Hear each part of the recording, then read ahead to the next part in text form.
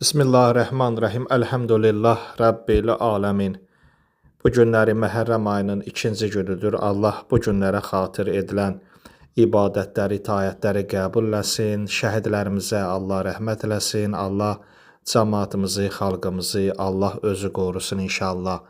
Mən bu günləri istərdim Məhərrəm ayı haqqında müəyyən məsələləri əziz məscid əhlinin diqqətinə çatdırım. Əziz möminlər, əziz yoldaşlar, Allah sizləri, bizləri məscid əhlindən qərar versin. 4 ayda ümumiyyətlə Allah tərəfindən qan tökülməsi qadağan olunmuşdu.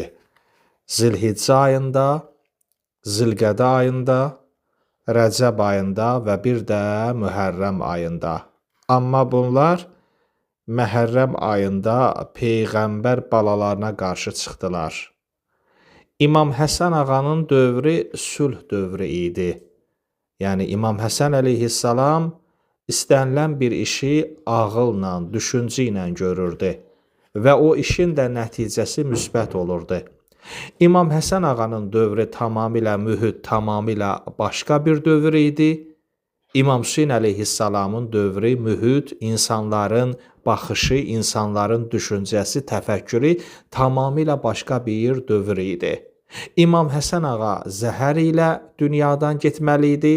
İmam Hüseyn əleyhissalamın isə başı kəsilməli idi. Bu Allah tərəfindən mən deyərdim ki, qabaqcadan proqramlaşmış bir hadisə idi. O dövrdə yağış yağmıyırdı. Küfəllər gəldilər. Bəzən yağışın yağması özü bir rəhmətdir. Küfəllər gəldilər Həzrəti İmam Əlinin yanına, yağışın yağmamasından şikayətləndilər. Ya Əli, dua et, Allah yeryüzünə lisan göndərsin.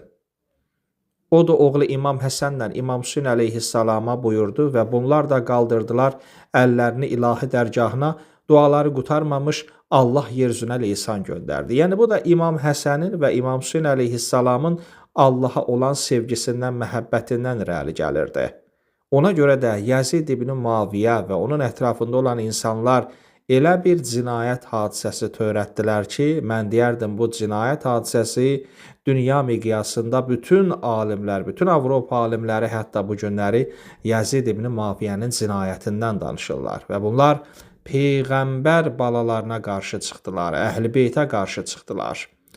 Allah Quran-ı Şərifdə ayədə buyurur: "İnnama yuridullahu liyuzhiba ankumur-ritsə əhləl beyt və yutahhirakum təthira."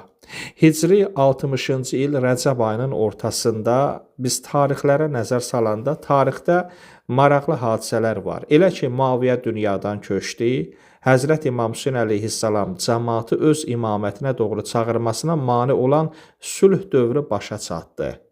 Yəni bu da tarixdə önəmli məsələlərdən biri idi. Elə ki Kərbəla, Həzrət İmam Hüseyn əleyhissalam Kərbəlaya yetişdi əhli əyalı ilə, yaxınları ilə, dedi, and içirəm ki, bizi bu torpaqda şəhid edəcəklər və dünyanın hər yerindən bizim ziyarətgahımıza gəlib və bizləri ziyarət edəcəklər.